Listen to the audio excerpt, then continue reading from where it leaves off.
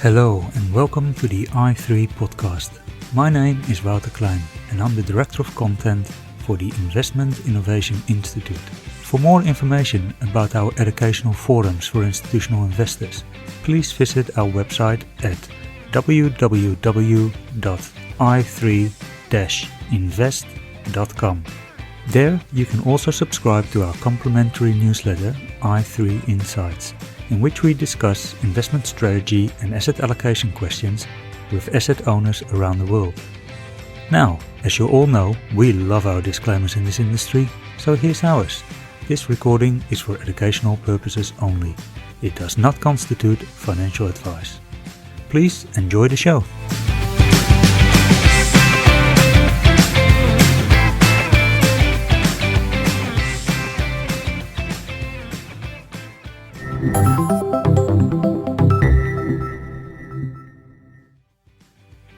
In this podcast, we will look at India.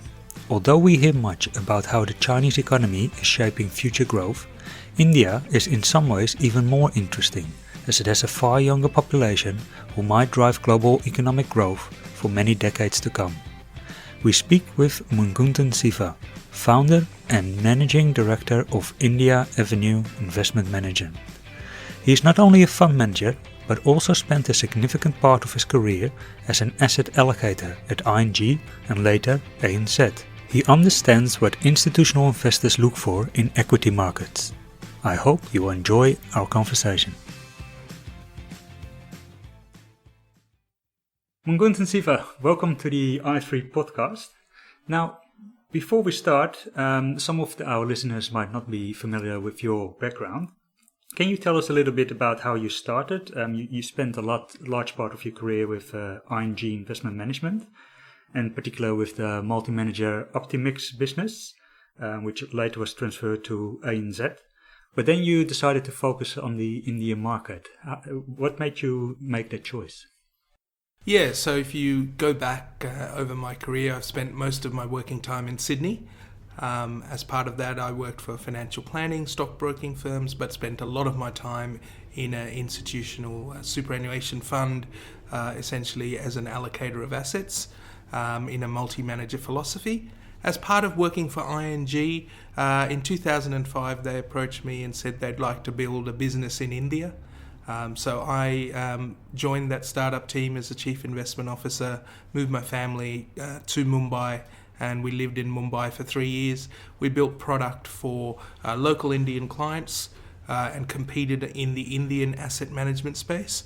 And we also built the capability to allow ING in Australia to invest into India with a direct structure. So essentially that's what created the interest for me, and living and operating in that market, building a network and understanding the growth opportunity is really what spurred me to want to come back to Australia and then build upon what was really quite nascent as a country in appreciation of India. So was that the first time you worked in India? Yeah, that was. So from 2005 towards middle of 2008, that was the first time I'd lived in India. Yeah, and so what prompted you to set up India Avenue?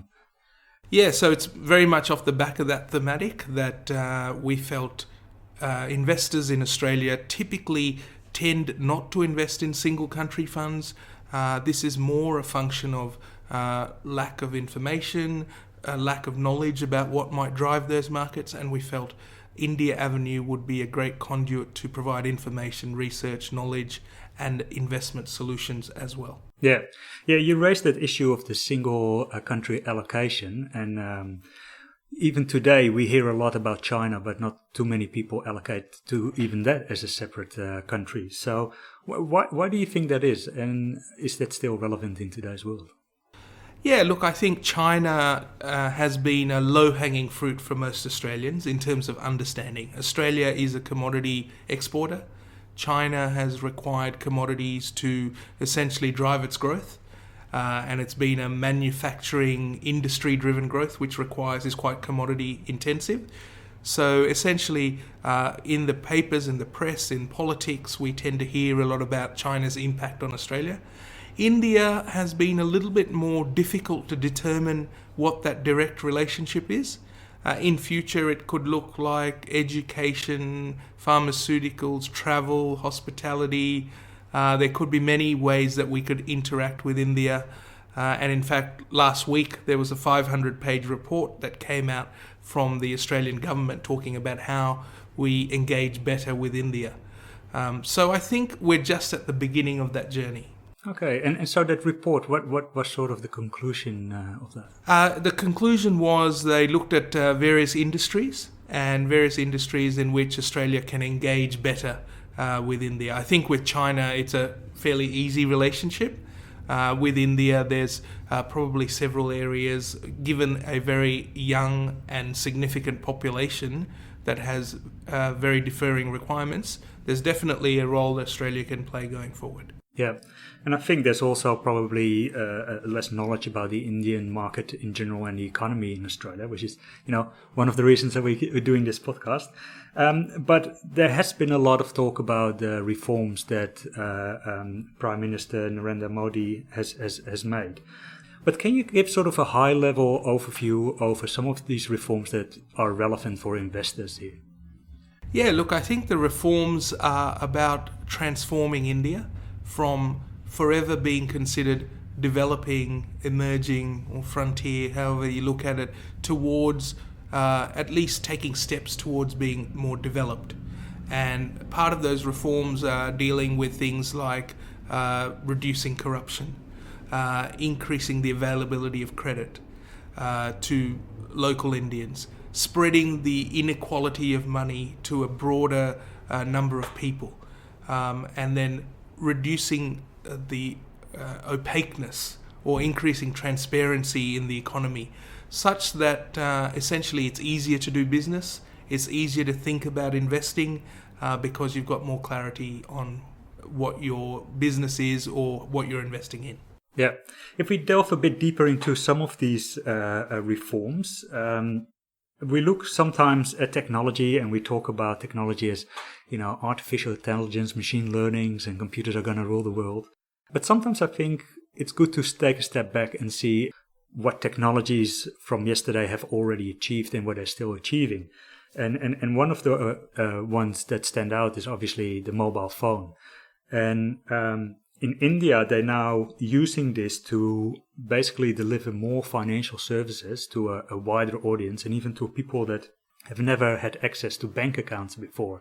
How do you look at these reforms and what can we sort of expect a little bit further down the road from this? Look, I guess if you're living in a developed economy like Australia or the US, then reform is very different to what it might look like in a very less developed economy, especially one with a large population. So when you take into account in India, the number of smartphones today are close to 750 million. Last quarter's sales in India for smartphones was 25 million. Australia's smartphones in total are about 20 million. So again, this is growing from a very low base. Why are smartphones important in India? Not from the fact that it's a technology necessarily, but it's giving greater connectivity. It's allowing farmers of India perhaps to be able to transact on a digital platform rather than having to have a physical presence. So things like opening, there's been 200 million bank accounts opened in India over the last 3 years. There's been an increasing number of smartphones. And then to top it off, there's been a national identification card called the Aadhaar card, which now has 1.2 billion people biometrically on that platform. If you think about that loop, it just allows people to be able to have, perhaps be presenceless, cashless, and all those things have significant impact in an economy like India. So that identification card helps them to take care of the financial administrative side without necessarily having to be there in person and travel to all these branches? Exactly. So in a recent trip to India, we traveled to some of the branches, bank branches, and there's a transformation of perhaps thinking, I'm a farmer. I have to drive 3 hours to the nearest branch. In that branch, I have to have a lot of paperwork and bureaucracy to prove who I am. Now you've got a format where they can perhaps pay some of their bills on a smartphone.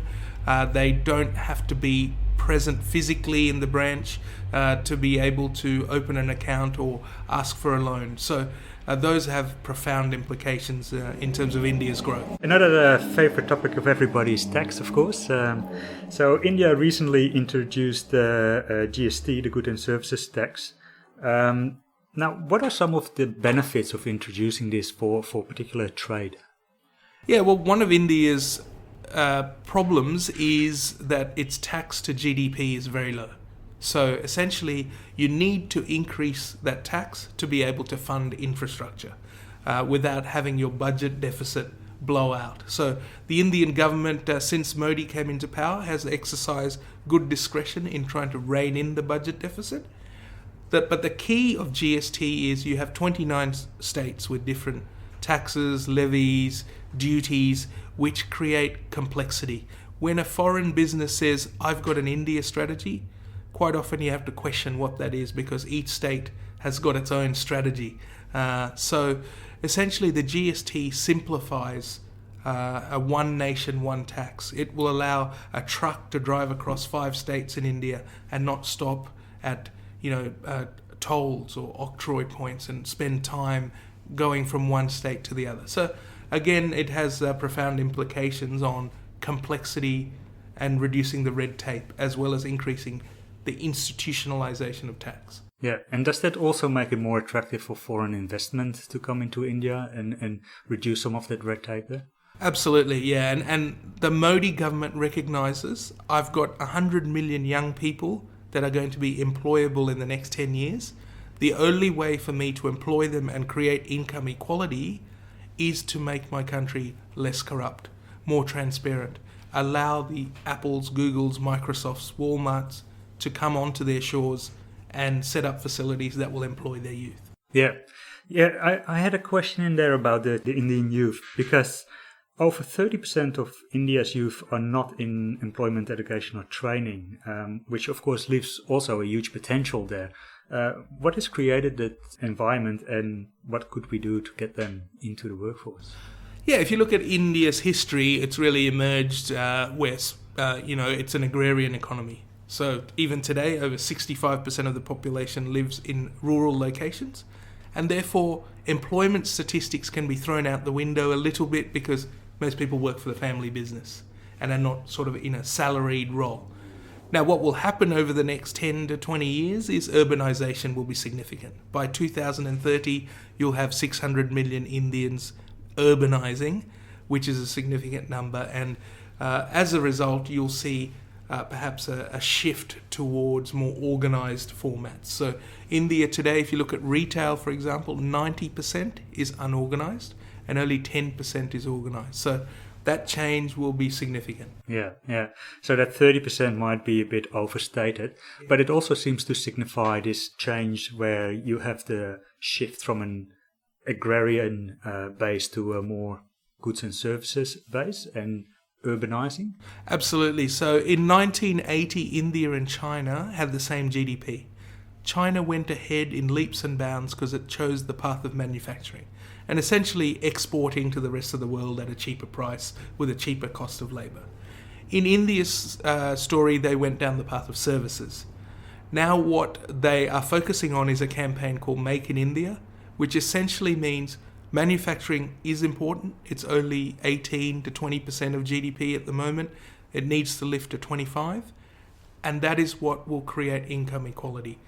The youth of India going to a factory, building a widget, earning an income, buying goods and services, that's the thematic where the demographic dividend will then reap rewards. Yeah, and there's not that many countries in the world that have a favorable demographic. I think if you look around the world, even for China, hasn't that base to draw on of youth coming up to sort of provide a next base for employers. Yeah, I mean, India has a bigger working age population than non-working age population, which is really the dividend as such. And, it's set to cultivate that over the next 25 years. Yeah. Now, one of the opportunities that Australian investors always are interested in, and also across the world, is infrastructure.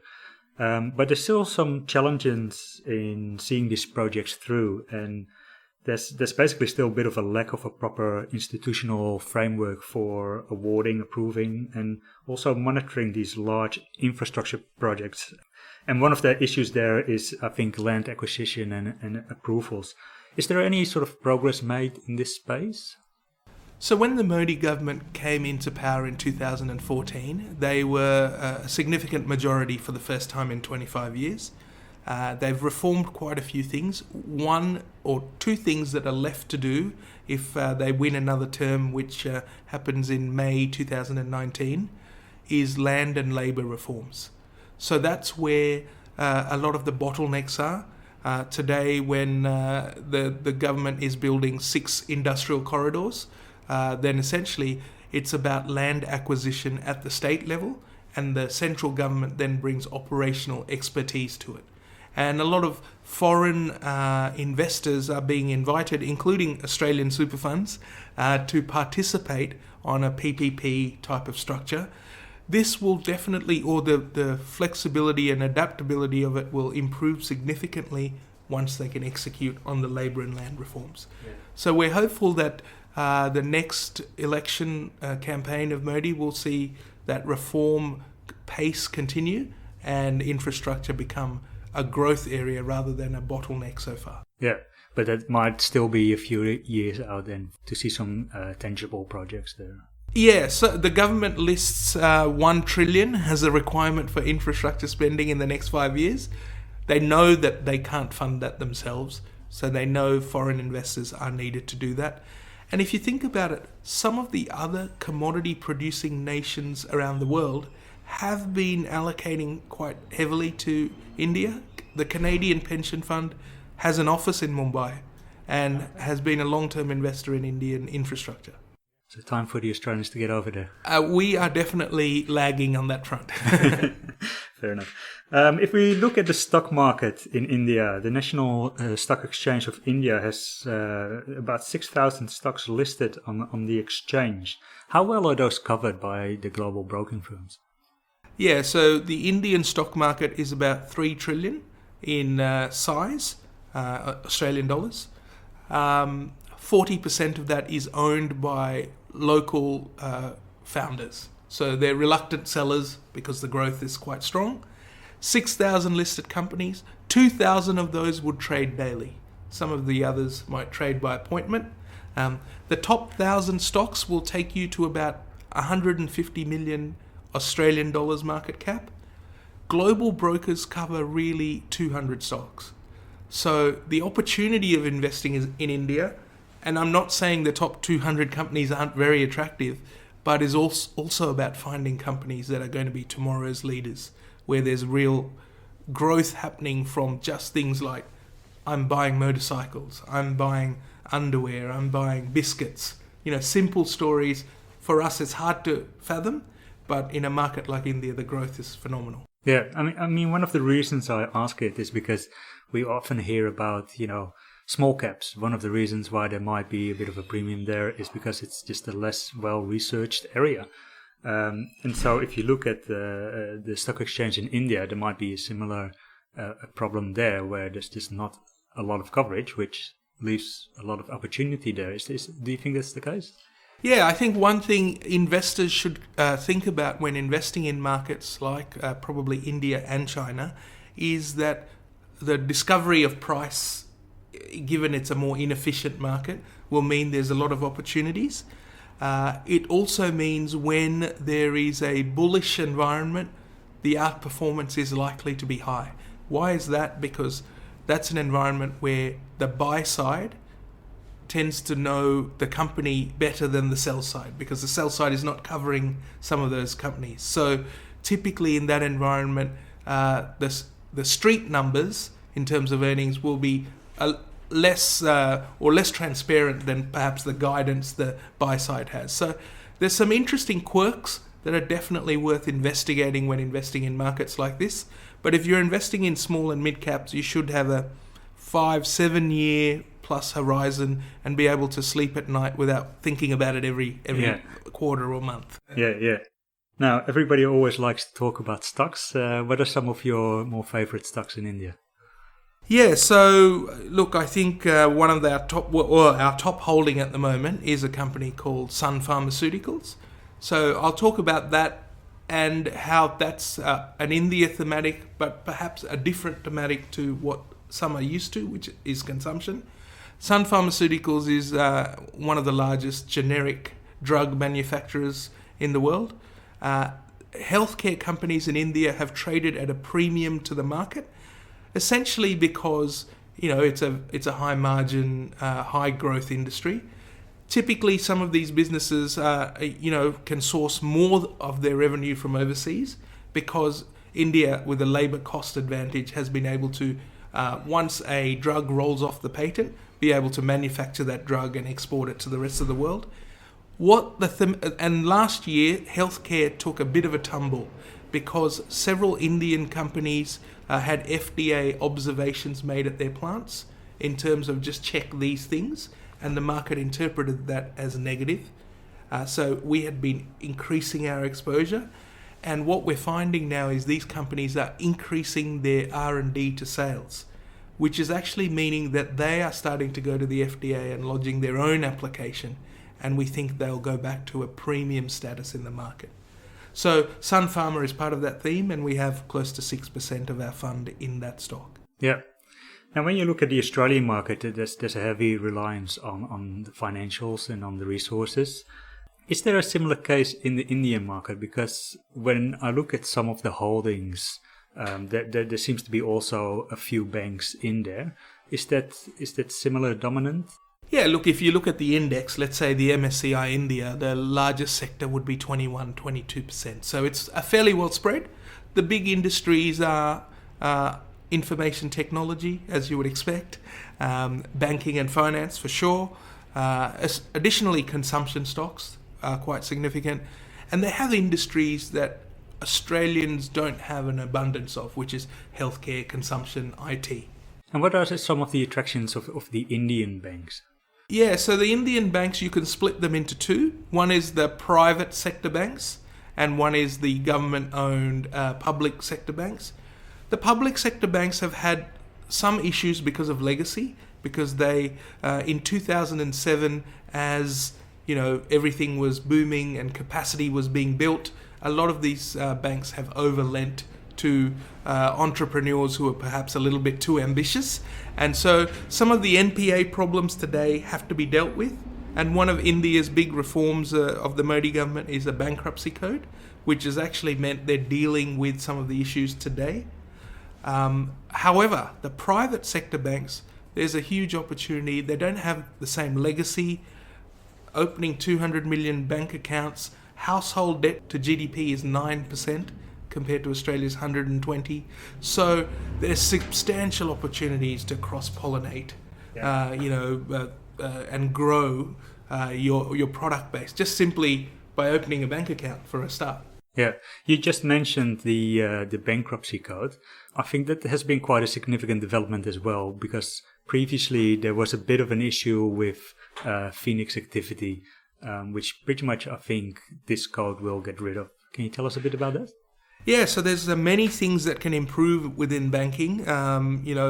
Even the public sector banks perhaps don't have the best governance structure and due diligence and operational capability. So all that needs to improve. But the bankruptcy code is essentially saying in India, previously, if you had a bad debt, perhaps it was easy to walk away from it, or you just prolonged it until you didn't have to pay.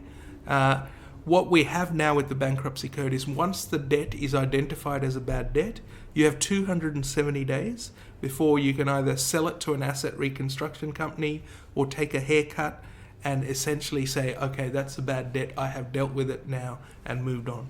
And we think that is going to eventually create a much better system and also allow some of these banks to start lending again, which is crucial for growth. Yeah.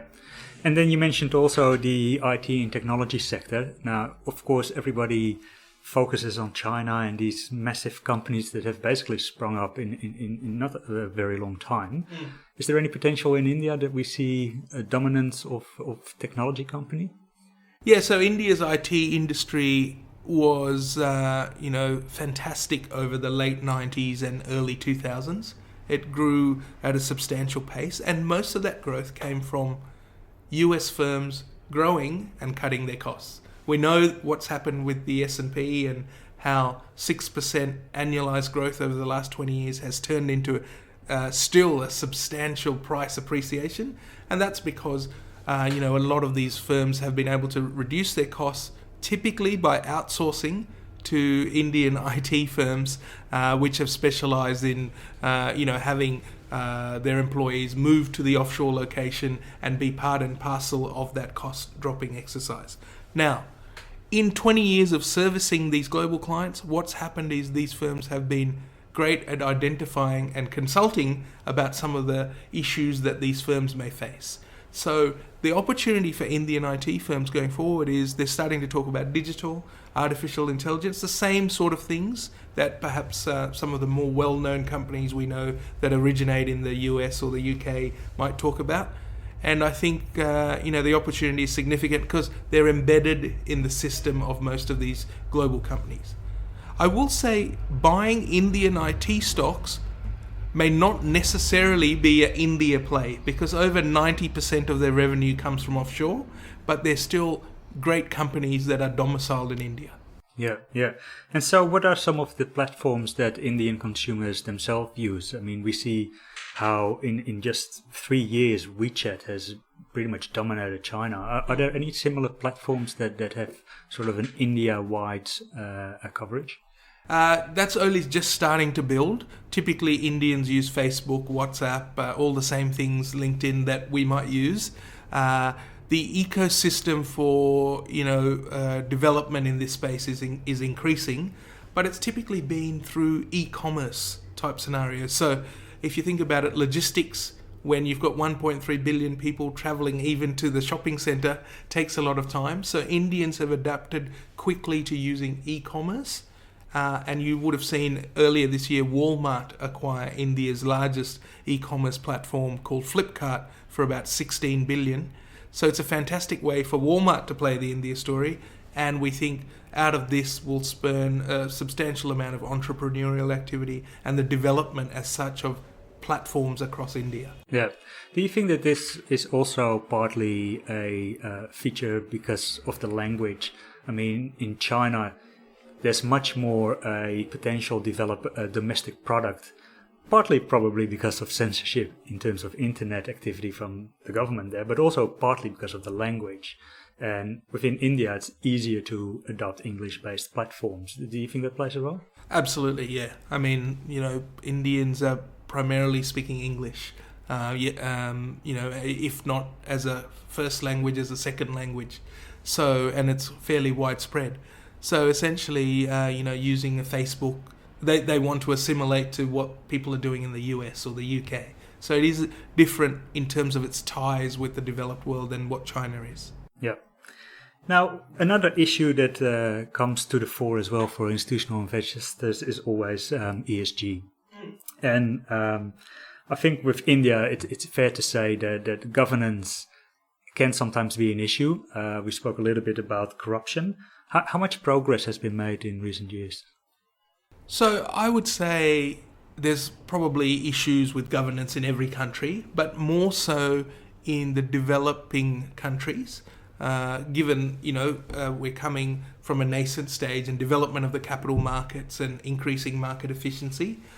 In India, I would say there is issues with governance, but the companies that are exercising better governance, global practices, Infosys, for example, one of India's largest IT firms, has one of the best governance structures in the world. And these companies are getting a premium multiple. So across the board, what I'm seeing as a trend in emerging markets is governance is an obvious premium because global investors are saying, I'll sacrifice a little bit of valuation to get a company that I understand and is transparent, doesn't have so many cross shareholdings, is a simple one to understand. Yeah. And to just give sort of an anecdotal evidence, in some areas there's a lot of progress being made. And I had this example about in Australia we recently got rid of plastic bags at supermarkets, single-use plastic bags. And it was funny because there was an article on the BBC that said, there's this, real upset about this and they can't get plastic bags. And there was a really bit of a mindset that had to shift, which basically came down to one single type of plastic bag. And then I think recently in India, there was an entire state that banned plastic altogether. In the state, there was a problem where about 1,200 tons of plastic waste was produced every day. And they're hopefully trying to reverse some of this and clogging up the systems. And they actually put in fines in place for if you still use plastic and litter it. And so it goes all the way up from, say, $100 Australian to $500 and 3 months in imprisonment, which is, pretty steep penalty. But is that reflective of how people's attitudes are changing towards environmental issues, or is that still very much at the back burner? Yeah, look, India as a country is changing. The population is younger. The average age of India is close to 29. And that means people are more and more patriotic and more understanding over time of things that need to be a social transformation. It is very difficult to change culture within a generation. So essentially, I think these steps that are being put in place are the right step. That state that you mentioned is the state I lived in, called Maharashtra, which Mumbai is a major city in with 20 million people. And I know every time there is significant rainfall during a monsoon, the drains get clogged and water stays in place for a long time. So it's really then about a social understanding of what the impacts are. And what I find generally is there is a strong, parochialism of Indians towards India, increasingly. So I think, definitely these things over time people will want to adopt. Well, thank you very much for this interview. Much appreciated. Thanks, Wouter. It's great to talk to you, and we love educating people about India. So thanks for the opportunity. Thank you very much. Thank you for listening to the i3 podcast. For more information, please visit www.i3-invest.com. Thank you very much.